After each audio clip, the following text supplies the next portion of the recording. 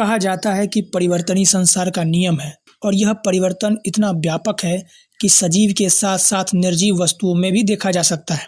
आपने smart watch देखा होगा। क्या घड़ी का यह स्वरूप सदा से था? नहीं, इस स्वरूप को धारण करने में इसको बहुत समय लगा है। पहले रेत वाली घड़ी हुआ करती थी, बाद में इसका स्वरूप बदलते बदलते स्मार्ट वॉच तक पहुंच चुका है। जो बाइक कार आप रोड पर भागते हुए देखते हैं वह भी सदा से उस स्थिति में नहीं था। प्राथमिक स्तर पर उस बाइक या कार का सरलतम रूप ही विद्यमान रहा होगा, फिर बाद में जरूरत के हिसाब से समय के साथ उसमें जटिलता आती गई। सजीवों में विकास थोड़ा सा अलग है। यह कार और घड़ी की भांति विकास नहीं, इसमें विकास की प्रक्रिया बहुत जटिल होती है और सजीवों में इस क्रमिक विकास की प्रक्रिया को एवोल्यूशन कहते हैं। तो आज हम बात करेंगे बायोलॉजिकल एवोल्यूशन के बारे में। एवोल्यूशन विकास की एक प्रक्रिया है जिसमें जीव समय के साथ अनेक पीढ़ियों में जेनेटिक मटेरियल में हुए वेरिएशन के कारण बदलते हैं। एवोल्यूशन जीवों में विकास यूनिसेलुलर प्रोकैरियोटिक सेल से एडवांस मल्टीसेलुलर यूकैरियोटिक ऑर्गेनिज्म में समय के साथ बदलने की यात्रा है। इस यात्रा को हम बायोलॉजी के ब्रांच एवोल्यूशनरी बायोलॉजी के अंदर पढ़ते हैं। यह शाखा हमें पृथ्वी पर जीवन के इतिहास के बारे में बताती है। These change due to mechanism like mutation, natural selection and genetic drift over time, beneficial traits that help organisms survive and reproduce become more common in population, leading to the development of new species. Evolution के बारे में इतनी सामान्य जानकारी होनी चाहिए, तभी आगे की वीडियो आपको समझ में आएगी। जब भी एवोल्यूशन की बात आती है, हिंदुओं में कुछ खास विरोध देखने को नहीं मिलता है। शायद वो आस्था और विज्ञान को अलग रखते हैं, जो कि एक अच्छी बात है, परंतु आर्य समाजी लोग इसका विरोध करते हुए देखे जा सकते हैं। एवोल्यूशन की विरोध की परंपरा समाजियों में स्वामी दयानंद के समय से ही है। आर्य समाज के अनेक विद्वान ने इसके खिलाफ लिखा है। वर्तमान में आचार्य अग्निव्रत नैष्ठिक एवोल्यूशन का विरोध करते हुए देखे जा सकते हैं। उन्होंने तो अपनी नई थ्योरी निकाल रखी है, जिसका उन्होंने नाम दिया है विकासवाद का वैदिक सिद्धांत। विकासवाद भी वहीं से चुराया है। अज्ञान दर्शन चैनल के ऊपर ऐसे ही एक आर्य समाजी है, श्री संजय कुमार। अपने आप को वैद्य बताते हैं, विज्ञान की बड़ी बड़ी बातें करते हैं, लेकिन विज्ञान का खंडन करते हुए देखे जा सकते हैं। एवोल्यूशन के खंडन में पूरी की पूरी प्लेलिस्ट बना रखी है। इस सीरीज में उनके एक एक दावों की पड़ताल की जाएगी। उनके किए गए दावों को जानने से पहले ये समझना होगा कि आर्य समाजी मुस्लिम और क्रिश्चियन क्रिएशनिस्ट की तरह एवोल्यूशन का विरोध क्यों करते हैं। बात अगर आर्य समाजियों की है तो उनके एकमात्र वेद तुल्य ग्रंथ सत्यार्थ प्रकाश का नाम ना आए, ये कैसे संभव हो सकता है। एवोल्यूशन के विरोध का कारण दयानंद सरस्वती है। सत्यार्थ प्रकाश में स्वामी जी लिखते हैं कि सृष्टि के आदि में हजार मनुष्य इस धरती पर युवा अवस्था में उत्पन्न हुए। समाजी वेद भाष्य देखने से स्पष्ट हो जाता है कि युवा मनुष्य धरती से उत्पन्न हुए हैं, अर्थात किसी प्रकार का विकास नहीं हुआ है। हम जैसे आज हैं वैसे ही सृष्टि के समय सीधे मनुष्य धरती फाड़ के निकले। बस यही कारण है कि समाजी एवोल्यूशन को नकारते हैं। संजय जी का कहना है कि एवोल्यूशन को मानने वाले लोग कहते हैं कि हम प्रश्न से ऊपर हैं, अर्थात एवोल्यूशन पर क्वेश्चन करने मात्र से ही आप अज्ञानी हो जाते हो। पता नहीं किस व्यक्ति ने ऐसा कह दिया। अगर किसी राह चलते व्यक्ति ने ये बात कही भी होगी तो इसका खंडन करना एवोल्यूशन का खंडन कैसे हो सकता है। आपको किसी बड़े जनरल या वैज्ञानिक का प्रमाण देना चाहिए। आपके प्रश्न का कोई जवाब नहीं देना चाहता है, ये अलग बात है, क्योंकि आपके प्रश्न ही बहुत बचकाने होते हैं। ऐसी बातें तो क्रिश्चियन मुस्लिम क्रिएशनिस्ट भी नहीं करते। संजय कुमार जी कहते हैं कि जब भी मैं एवोल्यूशन पर क्वेश्चन पूछता हूँ, लोग एक ही बात कहते हैं कि तुम्हें एवोल्यूशन नहीं आता है। मैंने सोचा कि ये बोलना गलत है। फिर मैंने संजय कुमार की पूरी वीडियो सीरीज देखी, तब मुझे लगा कि लोग सही बोलते हैं। आपको एवोल्यूशन की थ्योरी का कुछ ज्ञान नहीं। चालाकी के साथ संजय कुमार जी एवोल्यूशन के नाम पर एक काल्पनिक कहानी गढ़ते हैं। लोगों के सामने ऐसा प्रदर्शन करते हैं कि यही एवोल्यूशन है, फिर इसका खंडन करके दिखाते हैं कि मैंने एवोल्यूशन का खंडन कर दिया है, जबकि वास्तव में एवोल्यूशन ऐसा है ही नहीं जैसा संजय कुमार बताते हैं। संजय कुमार जी की कहानी का सार संक्षिप्त में सुनिए। संजय कुमार जी कहते हैं, एक व्यक्ति है जिसके पास कार है। वह ट्रैफिक की समस्या से परेशान है। उसके पास बजट नहीं है कि वह हेलीकॉप्टर खरीद सके, तो वह अपनी कार को धीरे धीरे हेलीकॉप्टर में बदलने लग जाता है। कुछ समय के बाद कार पूरी तरह हेलीकॉप्टर में बदल जाती है। संजय कुमार जी कहते हैं कि इसमें समस्या यह है कि जैसे ही कार का 10 या 20% हिस्सा मॉडिफाई होगा, वह कार बेकार हो जाएगी। न वो रोड पर चल पाएगी, न वो हवा में उड़ पाएगी। इसी प्रकार एवोल्यूशन के बारे में कहा जा सकता है। जलीय जीव स्थल पर आ गया, पर यह कैसे संभव है। जल में सांस लेने के लिए गिल्स चाहिए। मछली जल से बाहर निकलेगी, वो हवा में सांस नहीं ले सकती है, उसके गिल्स सूख जाएंगे, वो मर जाएगी। अगर 50% गिल्स और 50% फेफड़ा है, तब तो वह न पानी में रह सकती है न जमीन पर रह सकती है। पानी में रहने पर उसके फेफड़े में पानी भर जाएगा और वह बेकार हो जाएगा। स्थल पर आने पर उसके गिल्स सूख जाएंगे और वह बेकार हो जाएगा। मतलब दोनों ही स्थितियों में यह बदलाव असंभव है।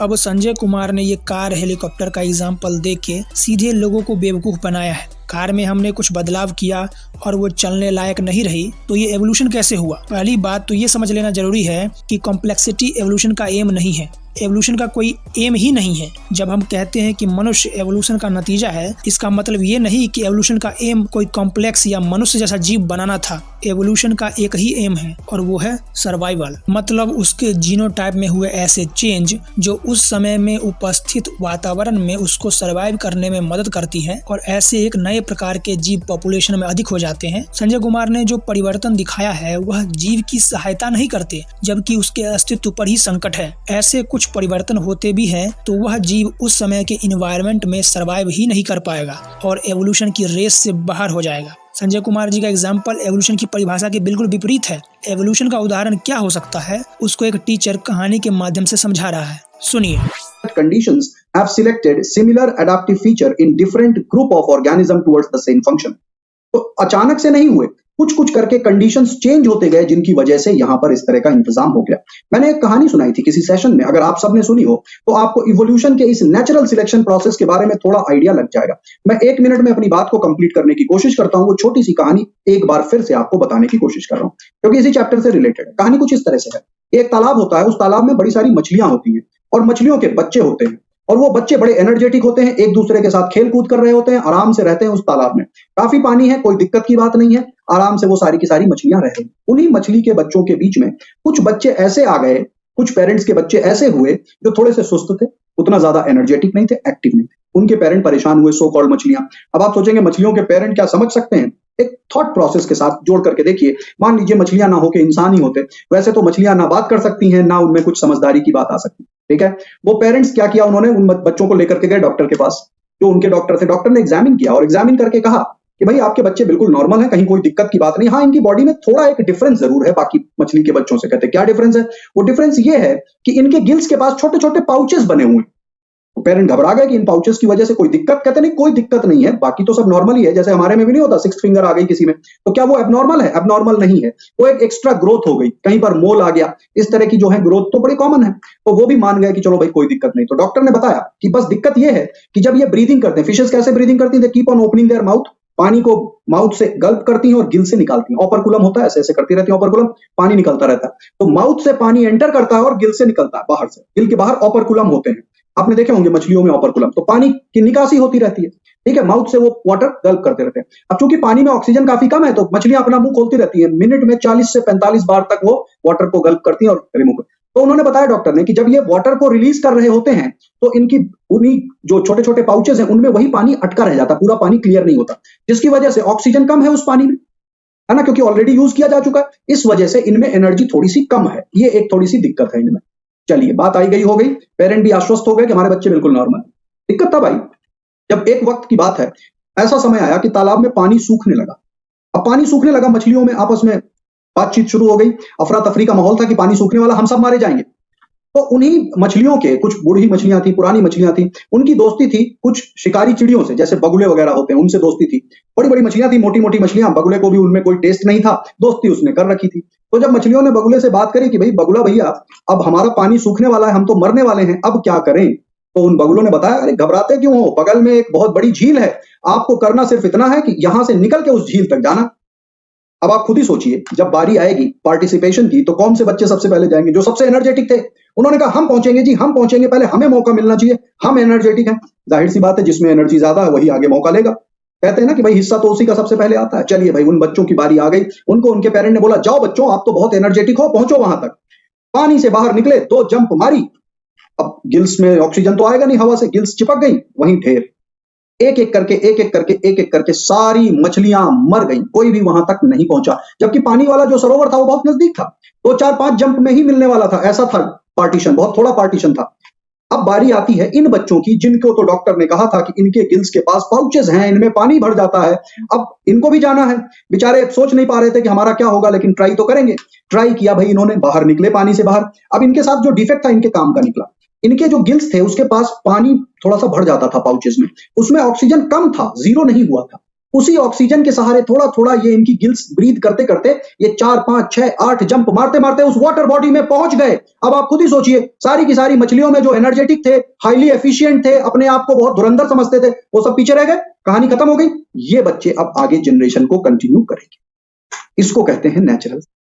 ये तो एक कहानी थी, ना मछलियां बात कर पाती, ना उनके बीच में डॉक्टर होते हैं, ना मछलियां। इस प्रकार उसके फिनोटाइप में हुए ऐसे चेंज जो उसको वातावरण में जीवित रहने में मदद करते हैं, एवोल्यूशन कहलाता है। और यह एक सतत प्रक्रिया है जिसके होने में हजारों लाखों साल लगते हैं। एवोल्यूशन में कोई निर्धारित लक्ष्य नहीं होता, यह एक नेचुरल प्रोसेस है जो केवल पर्यावरणीय परिस्थितियों और जीवों के अनुकूलन क्षमता पर आधारित होता है। कहानी में एनालॉजी दी गई है जैसे कार का हेलीकॉप्टर में परिवर्तन।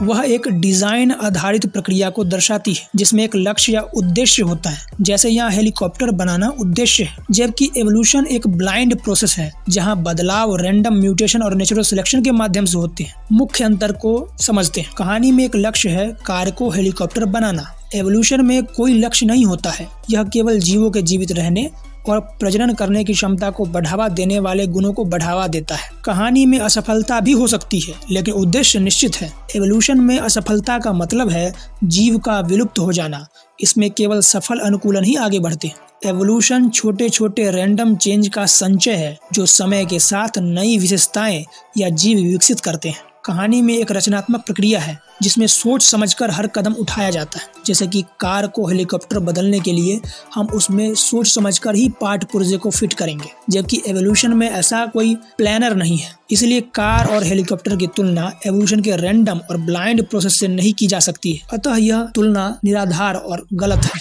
वो बदलाव धीरे धीरे पानी कम करना है। हम जो है यहाँ पे जलीय जीव नहीं, समुद्र में जो जल जीव है उसकी बात है। समुद्र में तो पानी इस तरह कम होता है, ठीक है। अब धीरे धीरे आया, मान लीजिए कोई 5 मिनट आया, वापस समुद्र में चला गया, 10 मिनट आया, फिर समुद्र चला गया, परंतु 5-10 मिनट की मछली को निकालिए, देखिए कैसे तरफती है। कभी तो उसको बदलाव चाहिए, कभी तो फेफड़ा चाहिएगा, किसी स्टेप पे तो चाहिएगा।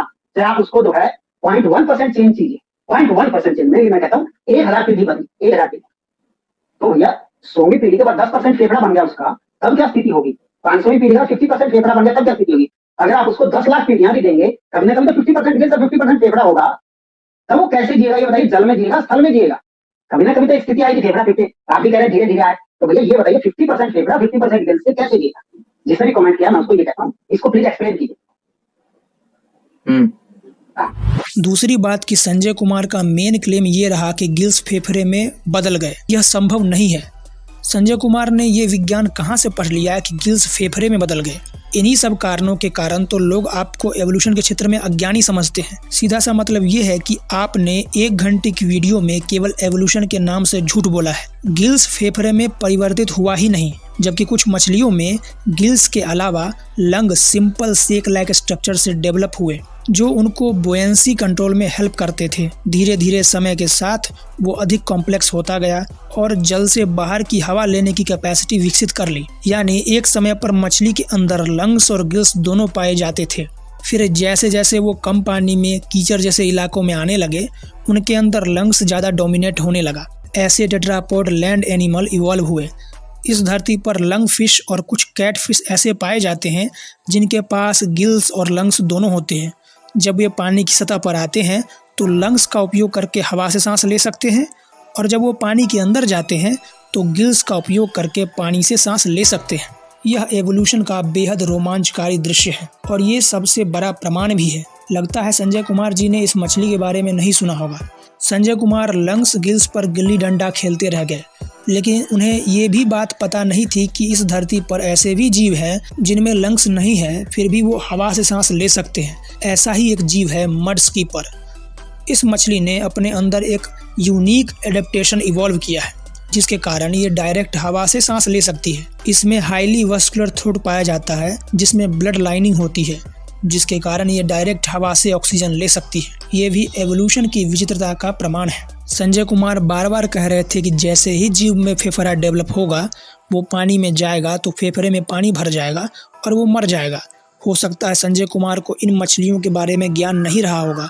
भले ही वीडियो में उन्होंने ये दावा किया हो कि मैंने एवोल्यूशन पर सैकड़ों रिसर्च पढ़ी है, लेकिन उनको व्हेल जैसे जीव नहीं दिखे। जो एक मैमेलिया है, सांस लेने के लिए फेफड़े का प्रयोग करता है। व्हेल जल में ही रहती है, उसके फेफड़े खराब नहीं होते। जब उसे सांस लेना होता है तब वो पानी से बाहर आकर ब्लो होल खोलकर सांस लेती है। पानी में जाते ही ब्लो होल बंद हो जाता है, जिसके कारण फेफड़े में पानी नहीं जाता। संजय कुमार जी कह रहे हैं कि सिलोकेंथ के फॉसिल के नाम से वैज्ञानिकों ने यह दावा किया कि इसमें तेल की ग्रंथि फेफड़े में बदल रही है। फिर किसी मछुआरे ने इसको पकड़ लिया, तब वैज्ञानिकों की पोल खुल गई, लेकिन इस बात को वॉश आउट कर दिया गया। इसका कहीं कोई जिक्र नहीं है। और ये चीज ऐसा है, अब आपको एवोल्यूशन की किसी नई किताब में नहीं मिलेगी। एक मछली थी सिलोकेंथ, उसका फॉसिल्स मिला और उसमें एक तेल की ग्रंथि होती है। तो उसको ये कहा, देखिए ये जो है ये फॉसिल्स है, ये उसको बताता है कि मछली से हवा वाले, ये फेफड़े वाले प्राणी में बदल रहा है, श्वास लेने वाले में, हवा सांस लेना। और संयोग से क्या हुआ, सिलोकेंथ का एक जीवित सिलोकेंथ किसी मछुआरे ने पकड़ा। ये काफी पुरानी घटना है, लगभग ये समझे 50-60 साल पुरानी। और जैसे ही वो पकड़ी, पता चला ये तो पूरी तरह मछली है, जिसको फेफड़े का आरंभिक रूप बताया तो फेफड़ा है ही नहीं। उस बात को वॉश आउट कर दिया, कहीं उसका जिक्र नहीं किया। इसी तरह अब देखिएगा, आप में से हर एक को पता, जब इसका कहीं कोई जिक्र ही नहीं है, फिर संजय कुमार को ये कहाँ से पता चल गया? संजय कुमार ने टाइम ट्रेवल करके देखा था क्या? क्योंकि अपनी कालाबाजारी वैज्ञानिक लोगों को क्यों बताएंगे? यदि ऐसी काल्पनिक कहानी का कोई प्रमाण है तो संजय कुमार को अवश्य उपस्थित करना चाहिए था, परंतु ये तो यह कहकर भाग लिए कि वैज्ञानिकों ने इसको वॉश आउट कर दिया, ताकि लोग इनसे पूछ न ले कि प्रमाण क्या है। वैसे सिलोकेंथ के अंदर लंग्स पाए जाते हैं, ऐसा हाल ही की स्टडी में पाया गया है। सिलोकेंथ और टेट्रापोड दोनों का common ancestor lobed fin fish है। इसके अंदर पाए जाने वाले लंग को वैज्ञानिक वेस्टिजियल ऑर्गन कह रहे हैं, क्योंकि इसके अंदर इसका कोई उपयोग नहीं है और ये बहुत प्रिमिटिव स्टेज में है। संजय जी कहते हैं कि जीवन की शुरुआत जल में हुई और जल से प्राणी धीरे धीरे स्थल पर आ गए। कुछ भालू पानी में चले गए और वो व्हेल बन गए।